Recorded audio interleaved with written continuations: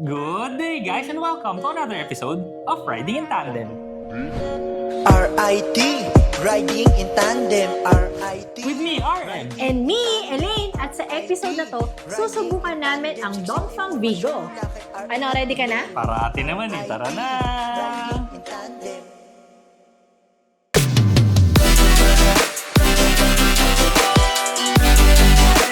Ang makina nito ay pure electric motor. May maximum power na 161 horsepower at may maximum torque naman na 213 Nm. Ang battery capacity nito ay 51.87 kWh at may driving range na 471 km.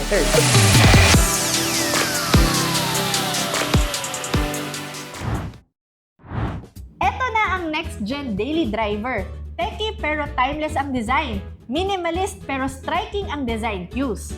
Matulin pero matipid dahil di kuryente lang. At maganda ang ground clearance, ready sa rough roads ng Pilipinas. Boxy ang design ng Vigo, maraming sharp lines. Kasama na dyan yung LED projector headlights, pati na rin yung sharp-looking daytime running lights. Malinis ang design sa unahan dahil wala siyang grille sa gitna. Meron lang butas dito sa matte bumper na meron ding sandpaper texture plus meron ding silver accent sa ilalim. Merong sensors para sa ADAS system, camera para sa 360-degree view, at parking sensors. Eto pa, meron siyang external speakers para sa camping or sa tambayan. Meron ka ng sounds. RIT, Riding in Tandem, RIT, Riding in Tandem, RIT, Riding in Tandem, siksik informasyon na kay ating atin. RIT, Riding in Tandem. Hoy, RM! Tapos na yung tugtog! Tigil-tigilan mo na yung kasasayaw mo! Sa sides, classy ang design. Pero ang nagdala dito yung techy na roof rails pati yung matte body moldings. Meron siyang mga kakaibang lines na parang pang Gundam, ang gandang tignan. Yung side mirror, power folding, may black accent pa. Nakahiwalay sa bandang ilalim yung signal light and yung camera para sa 360-degree view. Dito rin sa passenger side yung charging slot. Type 2 AC or DC charging. Ang rims, two-tone ang kulay. Kakaiba rin yung itsura. Hindi siya yung conventional na pabilog lang. Hindi rin kita yung mga studs niya at konti lang yung butas para sa aerodynamics. Ang size ng gulong, 215/55 R18.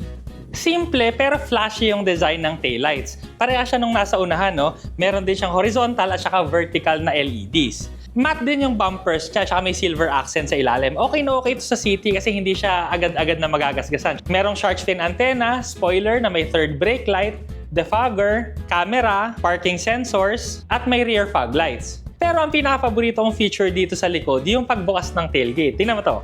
Bukas ko, ha? Okay.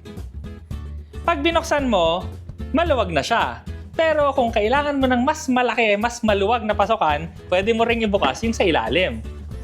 Nagiging parang pick-up na siya. Meron ding dalawang cup holders, kaya kung tatambay ka, saktong-sakto. May sounds ka na dito sa labas, meron ka pang upuan dito at lalagyan ng drinks. Napakaluwag din ng space sa loob, no? Very usable to kahit buong pamilya, kasyang-kasya mga gamit dito. Meron ding power supply sa driver side, tapos yung ilalim nitong floor may malaking space. So ang kasama nito kasi tire sealant. Pero kung gusto mong mag-spare tire, pwede ka naman maglagay doon kasi sobrang luwag. Meron din ditong sabitan, no, magkabilang sides. Kung kailangan mo ng more space, pwede mo ring itupi yung second row seats, kaya talagang maluwag na maluwag yung space. Ang susi naman nito, kakaiba yung itsura para siyang pa-cross. Pero may iba rin siyang gamit dahil pwede rin itong makarelieve ng stress, anxiety, and boredom. Dahil isa rin itong fidget spinner. Pagpasok mo naman sa loob, minimalist siya pero luxurious kasi walang mga pindutan pero yung mga materials na ginamit kasi, social.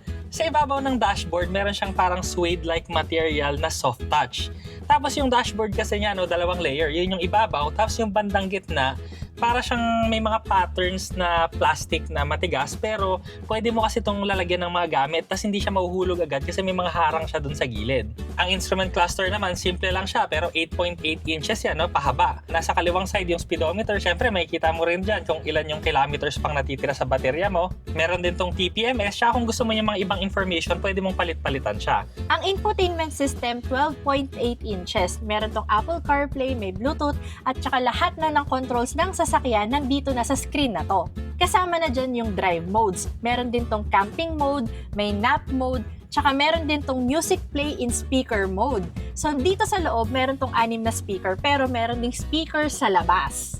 Pwede nyo gamitin yan para magpatugtog kayo ng music, and pwede nyo rin gamitin as microphone. Ang manibela rin, no, iba yung texture.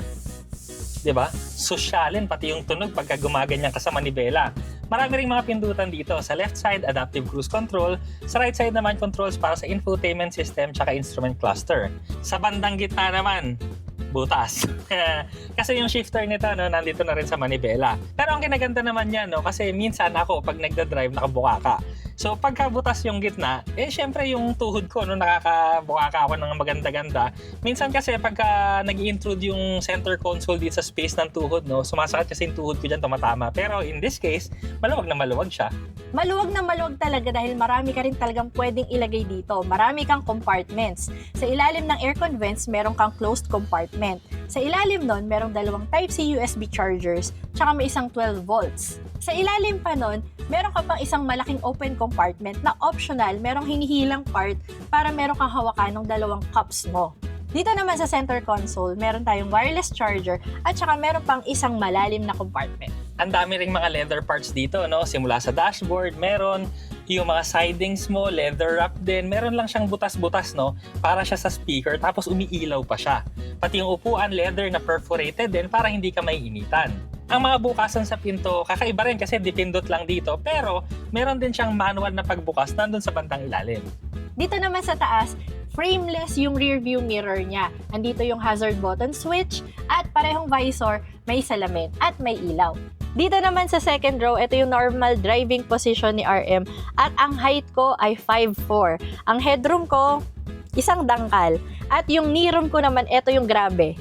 Lagpas 1 dangkal. Magkabila, merong hawakan at saka ilaw. Meron din sabitan dito sa B-pillar. May ambient light, dipindot lang din yung bukasan ng pinto, pero may manual din to sa ilalim. Merong seat back pockets, sa gitna may isang aircon vent at saka merong Type-C USB charging port plus may isa pang open compartment sa ilalim.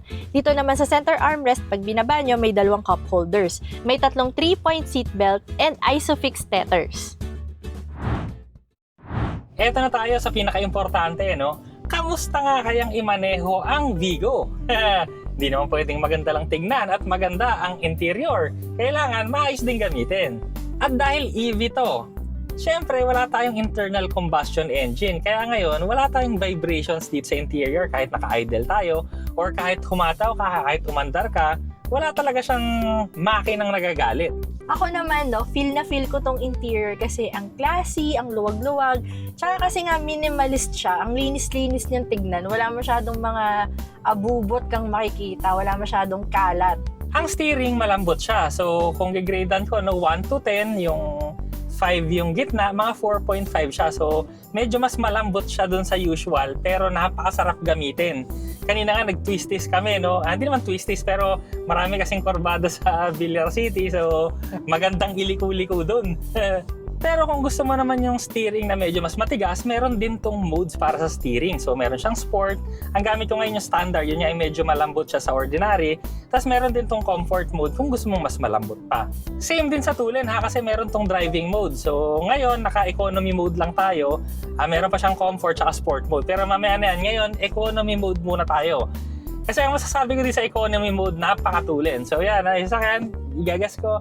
So grabe yung acceleration nito, no? Kahit economy mode, kahit ano pang ordinary na internal combustion na sasakyan, may iwan mo. Ganon siya katulin. Ito na naman tayo sa yung eco pero hindi mabagal. Eco to, pero sa mga internal combustion engine na turbo, ito yung sport mode nila. Ganon siya katulin. Babaw na yung namin, yung ulo namin, tsaka yung katawan namin pagka tinatapakan yung ganon. Ang suspension din ito napaka-komportable. Pero yun nga, kahit medyo mabilis tayo sa mga corners, salong-salo pa rin niya yung sasakyan. Tapos mararamdaman mo lang yung body roll pagka matulin ka talaga. Pero kung kunwari yung regular driving or medyo mas matulin ka sa regular driving, hindi mo ramdam masyado yung body roll. Gustong-gusto ko rin yung pedal response, no? Kasi sa usual na electric vehicle kasi, pagka bumitaw ka ng throttle mo, meron kasi siyang regenerative braking eh. So sa iba kasi, pag binitawan mo, parang yung gumaganon ka, yung medyo yung ulo mo nag-move forward dahil sa braking. Pero dito kasi, ang swabe-swabe nung regenerative braking niya. So yan, no? Hindi ko makagat agad yung regenerative braking. So parang may rest siya na konti. Pero ang kapalit naman kasi nun, hindi nakakahilo yung drive. Yung kahit medyo pabaya ka sa throttle mo, hindi ka maalaga, hindi ka yung gaganon-ganon. So, Hindi maalog yung ulo mo. hindi maalog yung ulo mo, hindi ka mahilo. Yung braking din, napakaganda kasi malakas siya, pero hindi pa rin siya pumapako pagka konting tiga mo lang. Meron din tong ADAS system, no? Kaya sobrang dami nitong modes. Pero ang pinakagamit ko kasi dyan, no, yung adaptive cruise control. Kasi i-on mo lang siya, susunod na siya sa sasakyan na nasa unahan mo. Kusa na siyang magagas, kusa na siyang magpepreno. Almost parang may sarili kang driver. Pero hindi naman siya self-driving car, ha? Kaya dapat attentive ka pa rin sa kalsada. Oo, parang ka lang may assistant, ganon.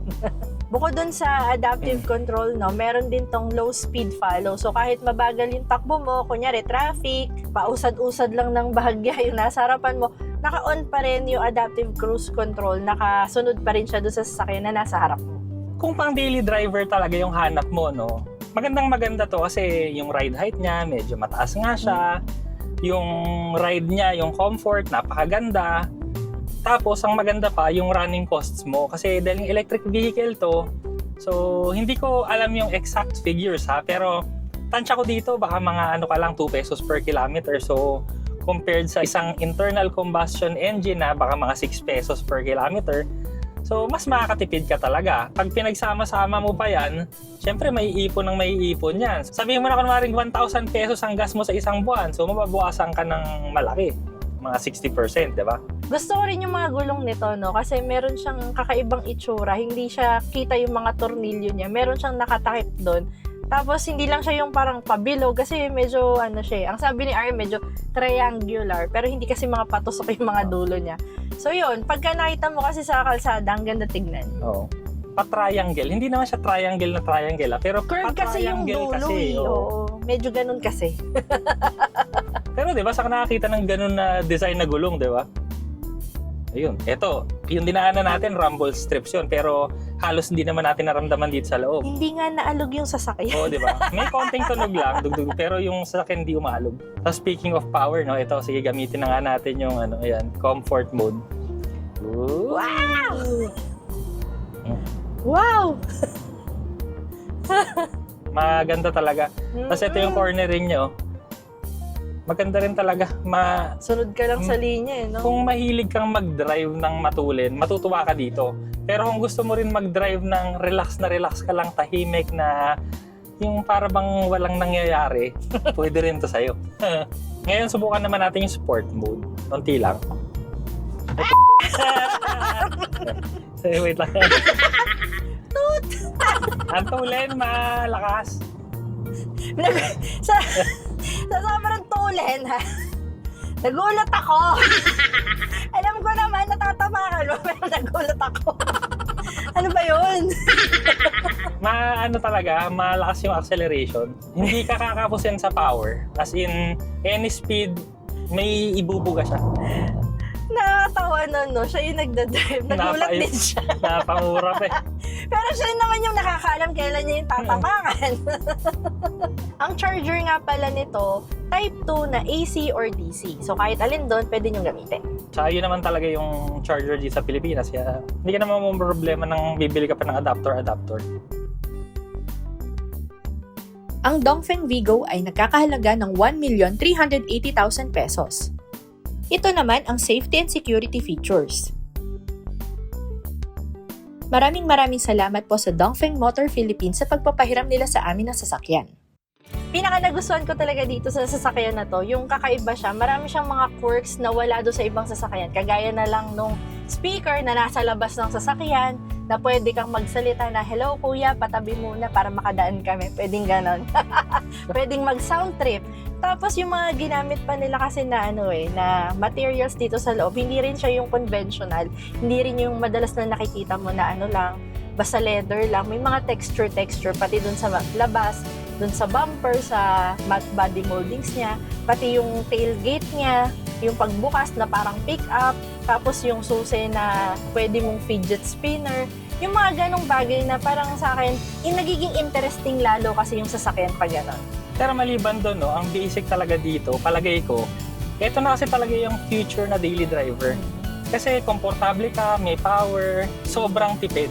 Yun yung ano talaga eh. Kasi kung araw-araw kang bumabiyahe, tapos malayo yung binabiyahe mo na kaya nung distansya niya ha, masusulit mo talaga yung bayad mo dito. Tsaka yung maintenance pa nito, mababa lang kasi nga, wala naman itong langis, di ba? Ang i-check, syempre, pareho pa rin naman, i-check pa rin yung gulong, i-check pa rin kung suspension system mo, kung okay pa, aircon, syempre. Brake pads. Normal yun, brake pads. Pero kumbaga yung at least wala na yung langis, yun yung importante. So sa akin yun lang, yung running cost, yung comfort, yung performance, nandito lahat yun. So kung ako sa inyo, mag-test drive na lang kayo sa pinakamalapit na Dongfeng sa inyo para maramdaman nyo rin kung ano ba ang pakiramdam ng pagmamaneho ng Dongfeng Vigo. Maraming salamat sa panonood! Sana nag-enjoy po kayo at may natutunan kayo sa video namin. O, next video na! RIT, riding in tandem. RIT, riding in tandem. RIT, riding in tandem. Siksik na impormasyon mula kay RM at Elaine.